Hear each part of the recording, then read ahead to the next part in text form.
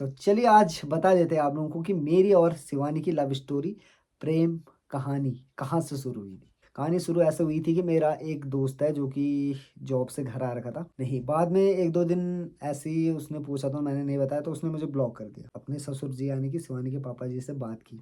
1 महीने तक बात हुई होगी, उसके बाद उसका फ़ोन खराब हो गया, तो हमारी 6 महीने तक बात नहीं हुई। हाँ, मिली कहाँ, पहली मुलाकात हुई। ताऊ जी बोलते हैं मैं खेत में कभी खाना नहीं खाता हूँ। देखिए, लेकिन आज आखिरकार खाना ही पड़ा है। जी, चार दिन की चांदना फिर अंधेरी रात, पानी जानी बगदी जोनी फिरनी होनी हाथ। फिर से वही हार्ड वर्किंग लाइफ का शेड्यूल चालू हो चुका है, इसलिए ये दनाल लेकर मैं निकल चुका हूँ फिर से ताऊ जी के साथ और बड़े भैया के साथ खेतों में दनाल लगाने। इन खेतों में दनाल लग रखा है, इसलिए ये खेत ऐसे दिख रहे हैं, मतलब बढ़िया से। बाकी जिन खेतों में दनाल नहीं लग रखा है ना, उन खेतों की हाल कुछ इस टाइप से। ये देखो, हरियाली ज़्यादा देखने को मिल रही है उन खेतों में। बाकी बड़े भैया आप लोगों को सामने दिखाई दे रहे होंगे, ये जा रहे हैं बैलों को लेकर, और मैं भी उनके साथ साथ चल दिया पीछे से दनाल लेकर। और पीछे से ताऊ जी आ रहे हैं हमारे लिए नाश्ता लेकर भाई। और बड़े भैया जा रखे हैं चाचा जी उनके बैलों को लेकर दूसरी तरफ के खेतों में। भाई हमारा छूट गया था, इस सगाई की वजह से थोड़ा डिले हो गया था बीच में ना, इसलिए लोगों ने तो उस टाइम पे सब लगा दिया जब तक मेरी सगाई निपटी, और हम लोग अब जा रहे हैं। तो चलो चलते हैं, बना लगा के आते हैं। आज तो 2-3 बजे ही घर पहुँचेंगे मेरे हिसाब से, अगर धूप ज़्यादा नहीं लगेगी तो। हाँ जी। और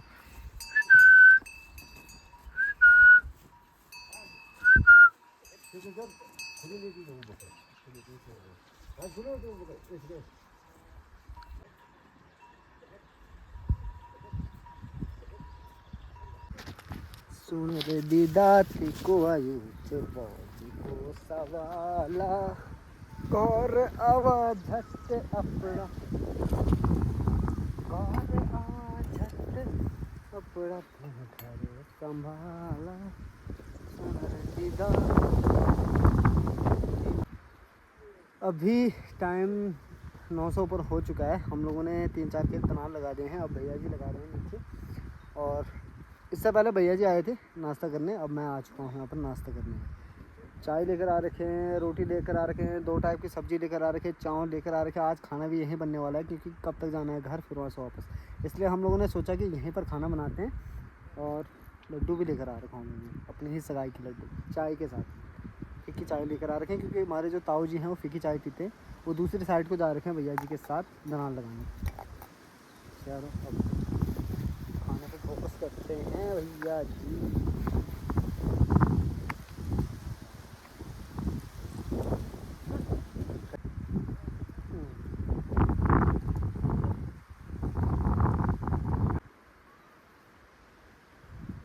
खेतों में चाय फीकी हो मीठी हो ना, फीकी चाय में ज़्यादा मज़ा आता है रोटी के साथ। ध्यान से सुनो आप लोग, सुनसान सा माहौल है, साथ में पीछे से पक्षियों की कैसे कैसे आवाज़ें आ रही, और चुपचाप बैठकर ठंडी ठंडी हवा चल रही, रोटी के मज़े लिए जा रहे हैं। बिल्कुल नो डिस्टर्बेंस, कोई नॉइस नहीं, कुछ नहीं, पॉल्यूशन नहीं, बिल्कुल चारों तरफ से हरियाली देखने को मिल रही है, और ठंडी हवा चल रही है, पक्षियों की चहचहाहट सुनाई दे रही है, नीचे छो छो हो रहा है, दनाल लगाया जा रहा है और नाश्ता किया जा रहा है। ऐसा सुकून ढूंढने से भी नहीं मिलता है भाई, कभी कभी क्या, बहुत से लोगों को तो आज तक नसीब नहीं हुआ होगा ऐसा सुकून। अब नहीं बोलूँगा मैं, आप लोग मैसेज करो। आप ये देखो, यहीं पर आ गए पक्षी, अब उनके लिए रोटी डालूंगा मैं। हाथों पे छाले हो गए हैं, अभी भी हम लोग दनाल लगा रहे हैं। नीचे से शुरुआत की थी हम लोगों ने, यहाँ से लेकर सब 5 फैमिली के खेत हैं मिक्स, और 2 ये लगाए। इसके बाद इस वाले में, आखिरी वाले में, मतलब आखिरी नहीं, मतलब अभी 1 बजे से पहले हम लोग इसे लगा लेंगे। उसके बाद हम लोग ऊपर गौशाला पे खाना बनाएंगे, दाल चावल या कुछ भी बनाएंगे खाने के लिए, दिन का खाना। बाकी नाश्ता लेकर हम लोग आ रखे थे। अब यहाँ पर चाचा जी भी आ गए थे, चाचा जी का लड़का लगे नहीं चलते ना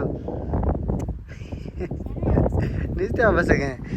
तो बैल भी थक चुके हैं तो इसलिए उन्हें भी रेस्ट देना ज़रूरी है। यहाँ पर अभी चाय बची हुई थी थोड़ी, तो चाचा जी आ गए थे, वो भी दनाल लगा रहे थे यहाँ पर। तो अभी वो चाय पानी चल रहा है उनका। अच्छा रोड खाण चल जा, तो रोड खामा फुल के देना पके देना बोल दो ठीक छी। जा तो रोड खा शेकुड़ दे मैं चल शेकुड़ का समार दे तो शेकुड़ बस चल। अब इससे लगाता हूँ, उसके बाद चाय पीते हैं, उसके बाद खाने की तैयारियाँ करते हैं भाई। लोड से लोड लोड दे दे तो लड्डू लड्डू ले लड्डू दे दे लड्डू सगाई के लड्डू हमारे बैल भी खाएंगे। हाँ बैलों को भी खिलाएंगे हम सगाई के लड्डू भी।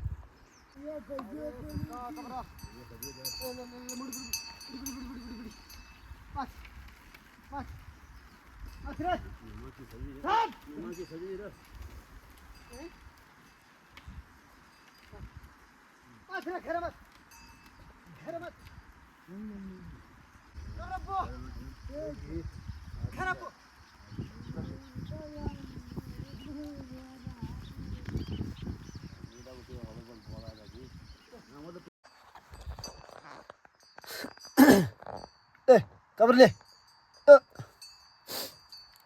मेरा जो फ़ोन है वो स्विच ऑफ होने वाला है, 4% उसमें बैटरी बच रखी है। अभी जो है मुझे नहीं लग रहा आज के दिन का व्लॉग मेरा पूरा शूट हो पाएगा।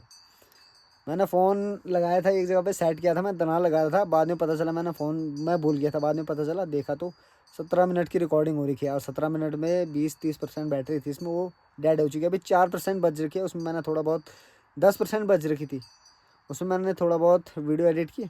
और अभी मैंने कहा ब्लॉग शूट कर देते हैं, देखते हैं भाई क्या पता अब स्विच ऑफ हो जाए। स्विच ऑफ तो होने ही वाला है वो, तो ब्लॉग शूट नहीं हो पाएगा। दना लगाएंगे, पहले खाना खाएंगे। खाना भैया जी और बना रहे हैं दूसरी गौशाला पे, मैं ताऊ जी की गौशाला पे बैठ रखा हूँ यहाँ पर। जैसे ही वो लोग खाना बना देंगे, खाना खाएंगे, फिर दना लगाएंगे, घर जाएंगे और आगे मुलाकात आप लोगों से शायद घर पे ही होगी। बाकी बैलों को यहाँ पर चरने के लिए छोड़ रखा है चाचा जी वहाँ पर, अभी भी दना नहीं, उन्होंने भी खोल दिया है बैलों को। ले कबर ले ला ला ला भाई साहब, मजे हैं इसके भाई। हरी हरी घास खा रहे, धूप बिल्कुल कड़क वाली हो रही है अभी, कड़क वाली, इसलिए मैं गौशाला के अंदर घुस रखा हूँ यहाँ पर। चलो थोड़ी देर बैठता हूँ यहाँ पर, फिर निकलता हूँ खाना खाने के लिए। मेरे कपाल फटो, क्या लगा रखा है ये, लकड़ी लगा रखी है। 2% बैटरी रह रखी है। खिचड़ी भी बनकर तैयार हो चुकी है यहाँ पर, और छाछ भी लेकर आ चुका हूँ मैं किसी और की गौशाला से। देखो ताऊ जी बोलते हैं मैं खेत में कभी खाना नहीं खाता हूँ। हाँ देखिए, लेकिन आज आखिरकार खाना ही पड़ा है। हाँ बस मैं बोले सुने आने वाले दिन खान पड़ो तुम तो पूर्ण में। चाचा जी भी भैया जी भी सब दनार लगा के, भाई भूख लग गया सबको।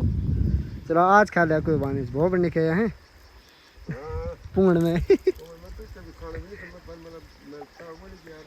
क्या दे रहा चाय की केतली भी, फ़ोन भी स्विच ऑफ। इसके बाद शायद वीडियो शूट नहीं हो पाएगी, क्योंकि यहाँ पर किसी की गौशाला बन रही है, नई वाली गौशाला, गांव के ही कोई है मिस्त्री भैया भी यहाँ पर, जो हमारे गौशाला पे थे ना घर पे। आप लोगों ने अगर ब्लॉग देखा होगा तो वही हैं इस पर भी मिस्त्री।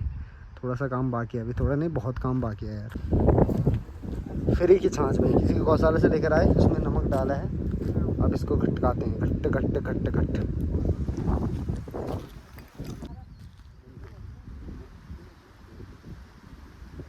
वाह मज़ेदार भाई, स्वादिष्ट, अति स्वादिष्ट।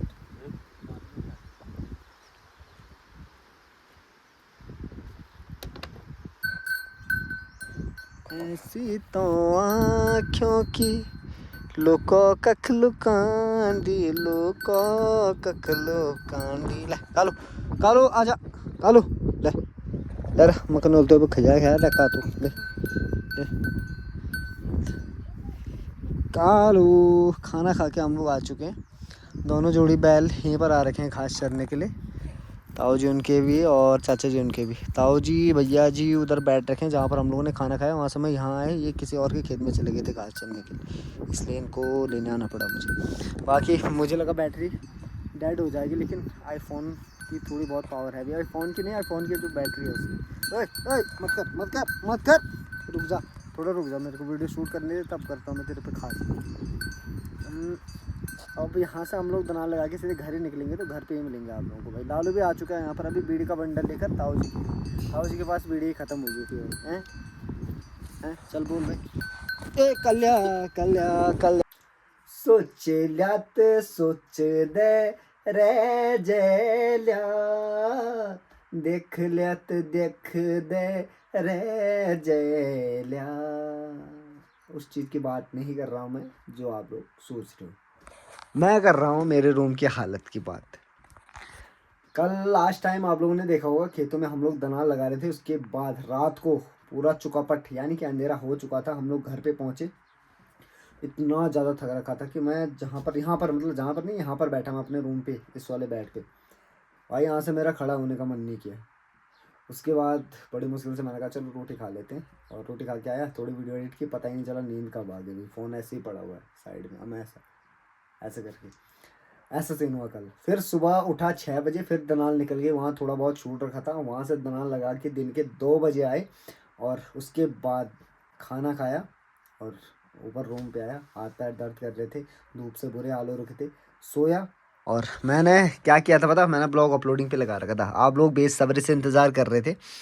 तो वो ब्लॉग मैंने सुबह दोनों फ़ोन उसके चक्कर में घर पे ही छोड़ रखे थे, तो 8% हो रखा था वो अपलोड सुबह से, यानी कि 4-5 घंटे में 8%। इसलिए हो रखा था क्योंकि जो वाईफाई मैंने कनेक्ट कर रखा था लैपटॉप से वो डिस्कनेक्ट हो गया था, जिसकी वजह से ब्लॉग अपलोड नहीं हो पाया। मेरा इतना दिमाग ख़राब हुआ, मैंने कहा मुझे आज दिन के 2 बजे ब्लॉग पब्लिश करना है, लेकिन नहीं कर पाया।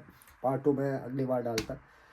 ऐसा सीन हुआ। बाकी अभी जो बाकी छोड़ो, जो हो गया वो हो गया। बाकी जो अभी होना ये है कि यहाँ पर बिस्तरे पड़े हैं दुनिया भर के, कबाड़ा पड़ा है दुनिया भर का, और रूम की हालत बहुत ज़्यादा ख़राब हो रखी है। तो पहले इस रूम की हालत ठीक करनी पड़ेगी, ये कपड़े समेटने पड़ेंगे, ये बिस्तरे समेटने पड़ेंगे, यहाँ पर झाड़ू मारनी पड़ेगी, बहुत ज़्यादा गंदगी हो रखी है।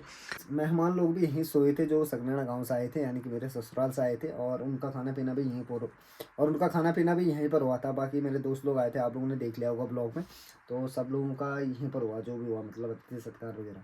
तो इसलिए यहाँ पर बहुत ज़्यादा कबाड़ा हुआ था। उस दिन से मुझे बिल्कुल भी टाइम नहीं मिला, बहुत सारे काम थे जो कि निपटाए। आप लोग ब्लॉग में देख लिया होगा आप लोगों ने, या तो आप लोग देखोगे ब्लॉग में। बाकी सबसे पहला काम अभी कर लेते हैं कि इस रूम की सफाई कर लेते हैं मस्त करके।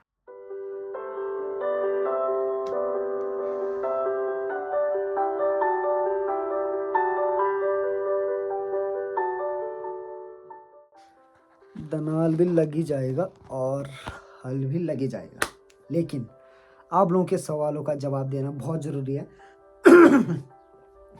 काफ़ी सारे सवाल हैं आप लोगों के, लेकिन उनमें से धीरे धीरे करके जैसे जैसे ब्लॉग आते रहेंगे वैसे वैसे आप लोगों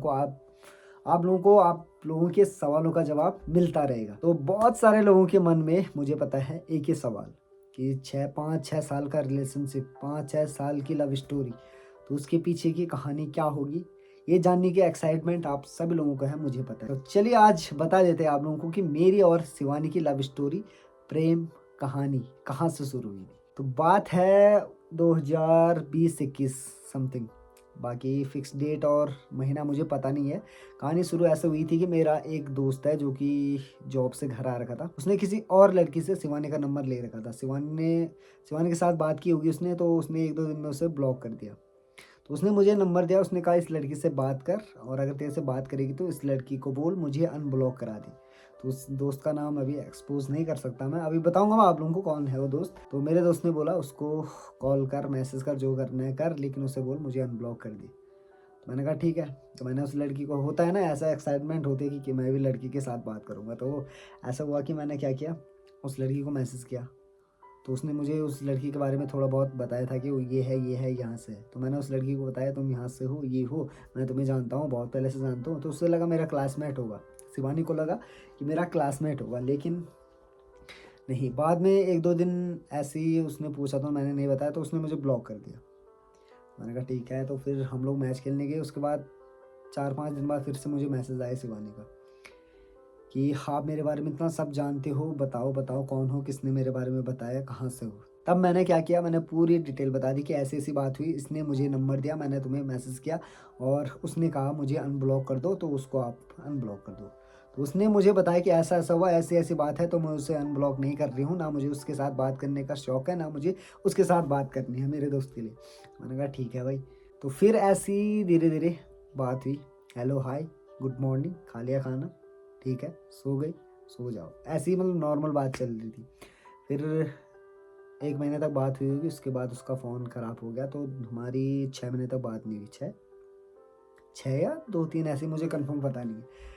बात नहीं हुई तो मैंने कहा छोड़ो यार, पता नहीं नंबर चेंज कर लिया होगा, ऐसे ही मतलब उम्मीद ख़त्म हो गई थी। लेकिन एक उम्मीद भी थी कि ये मुझे पक्का कभी ना कभी मैसेज करेगी। डेली एक बार मैं उसका फ़ोन लगाता था। तो एक दिन क्या हुआ, अचानक से उसका फ़ोन लग गया। मैंने कहा फ़ोन लग गया, मैंने काट दिया, बात बूत कुछ नहीं की। तो उसके बाद उसका मैसेज वगैरह कुछ नहीं आया। फिर दूसरे दिन उसका मैसेज आया कि हेलो। तो मैंने कहा यार, मुझे अजीब सा लगा, मैंने कहा यार इसका फ़ोन ऑन हो गया, इसने मुझे मैसेज तक नहीं किया। तब ऐसी बात हुई आगे बढ़ी बात, तब से हमारी बातचीत शुरू हुई। और बात होते होते बीच में बहुत कुछ हुआ जो कि अभी फ़िलहाल उतना टाइम आप लोगों के पास भी नहीं है, उतना टाइम मेरे पास तो है। मैं कहानी सुना सकता हूँ आप लोगों को, लेकिन आप लोग ज़्यादा ही बोर हो जाओगे, इसलिए उतनी लंबी कहानी आप लोगों को नहीं सुनाते। उसके बाद धीरे धीरे करके घर वाले बिल्कुल नहीं मान रहे थे, घर वालों को पता नहीं था, घर वालों को जस्ट 1-1.5 साल पहले पता चला। शिवानी की माँ को पता था, यानी कि मेरी सासू को पता था कि हाँ ये दोनों बात करते हैं। 1-2 बार मैंने बात भी की थी उसकी मम्मी से। तो फिर धीरे धीरे करके अब आप लोगों ने देख ही लिया कि सगाई हो चुकी है। नहीं मान रहे थे घर वाले, क्योंकि बहुत सारे अफवाह थे, भड़काने वाले लोग थे, आग लगाने वाले लोग थे, जिनने बहुत कोशिश की लेकिन नाकाम रही उनकी लाख कोशिशें हमारा रिश्ता तोड़ने की। फिर पिछले महीने की ही बात है, पिछले महीने की होगी या 2 महीने पहले की बात होगी। मैंने अपने ससुर जी यानी कि शिवानी के पापा जी से बात की। 20-25 मिनट हमारी बात हुई, तो नॉर्मली बात हुई ऐसी, यहाँ क्या करता है, क्यों, मतलब कब से बात करते हो, ऐसी। उसके बाद कभी बात नहीं हुई भाई ससुर जी से। फिर अचानक से वहाँ से कॉल आया पापा को कि भाई सगाई करानी है इन दोनों की, डेट फिक्स करो। तो डेट फिक्स हुई अचानक, ऐसा मतलब उम्मीद नहीं थी मुझे कि इतनी जल्दी मान जाएंगे उनके घर वाले। तो तब ये सब हुआ जो आप लोगों ने ब्लॉग में देखा। तो इतनी सी हमारी कहानी है, बाकी आगे की लंबी कहानी आप लोगों को शादी के टाइम पे सुनाएंगे, किस टाइप से, कहाँ मिली, कहाँ पहली मुलाकात हुई, बताते हैं आप लोगों को कहाँ पहले मुलाकात हुई, वो तो आप लोगों को आगे बता देंगे कहानी में। देखते रहो आप लोग वीपाड़ के ब्लॉग। बाकी अभी मेरा एक काम है कि मुझे एडिट करना है भाई, एडिट करने का बिल्कुल भी टाइम नहीं मिल रहा। रात को अगर मैं एडिटिंग करता हूँ तो मुझे 10 बजे के बाद ऐसा नींद आने लग जाती है, क्योंकि सुबह से हल दनाल इधर उधर काम पे बहुत ज़्यादा थक जाते हैं भाई, प्लस नेटवर्क के इश्यू भी हैं। तो छोड़ो, ये सब चलता रहता है। एक बार फिर धन्यवाद करना चाहूँगा मैं आप लोगों का कि आप लोग इतना प्यार दे रहे हो, इतना सपोर्ट कर रहे हो, और उम्मीद है आगे भी आप लोग इतना ही सपोर्ट करोगे। मैं आप लोगों के लिए कुछ नया लेकर आऊँ, व्लॉग से हट के कुछ डॉक्यूमेंट्री बनाएंगे, या तो पहाड़ का कल्चर प्रमोट करने के लिए कुछ ना कुछ, हमारा गढ़वाली कल्चर प्रमोट करने के लिए कुछ ना कुछ बड़ा करना है, ये मेरी सोच। बाप रे बाप, इस चीज़ की बिल्कुल भी उम्मीद नहीं थी मुझे कि इतना खतरनाक तूफान होगा और इतनी खतरनाक बारिश होगी। मौसम देखो एक बार,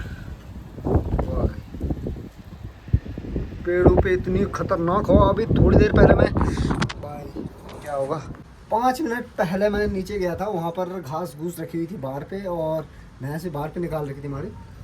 इतना खतरनाक तूफान हुआ ऊपर साइड को ना, ओ भाई इतना खतरनाक तूफान हुआ ऊपर किसी गौशाला पे की जो घास रखी हुई थी वो इतनी दूर उड़ के गई ना, 100-200 मीटर दूर उड़ के चली गई है। पेड़ ऐसे हिल रहे हैं, बारिश की बूंदे देखो। अभी जस्ट 5 मिनट में मौसम चेंज और 5 मिनट में बारिश का कहर।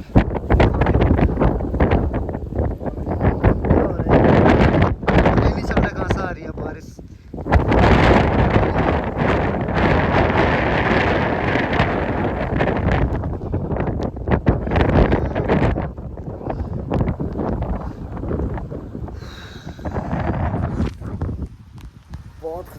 बहुत खतरनाक सीन हो चुका है। किसी की घास अगर बाहर पे होगी तो सारी उड़ी गई होगी, सारी होगी। ये देखो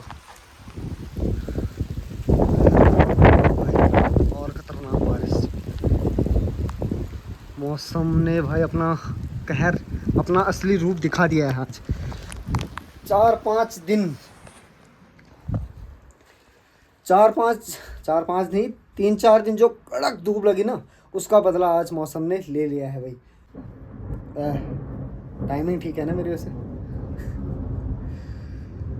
भीग गया यार मैं, 10 सेकंड बाहर पे ब्लॉग शूट किया मैं ही भीग गया। कमरे की सफाई की, उसके बाद हमने गेहूं निकाल रखे थे सुखाने के लिए, गेहूं के दाने बाहर पे उन्हें रखा, थोड़ी बहुत नीचे घास पड़ी थी उसे रखा, तब तक भयंकर तूफान भयंकर बारिश। ये पक्का पहले बोलते थे ना लोग, जैसे पहले ज़माने के लोग क्या बोलते थे, जैसे खतरनाक तूफान होता था, खतरनाक आवाज़ें करता था आसमान ना, तो बोलते थे जिसकी मौत से लगेगी धार, या तो जिसकी मुँह मार होगी, यानी कि किसी की फैमिली पर कोई असर पड़ सकता है, किसी के घर पे कोई असर पड़ सकता है, किसी के घर पे बिजली गिर सकती है, या किसी के साथ कुछ घटना हो सकती है। आसमान, ये सब आसमान के लिए बोलते थे कि आसमान पता नहीं, मतलब मौसम पता नहीं किसके साथ क्या कर देगा, ऐसा बोलते थे पहले। बाकी बारिश की जो बूंदे वो सीधे अंदर को आ रही है भाई, खतरनाक सीन है भाई बारिश का। दरवाजे बंद कर, ओ हो भाई साहब, मेन चीज़ तो भूल ही गया था। यहाँ पर मैं फ़ोन रखता हूँ वाईफाई कनेक्ट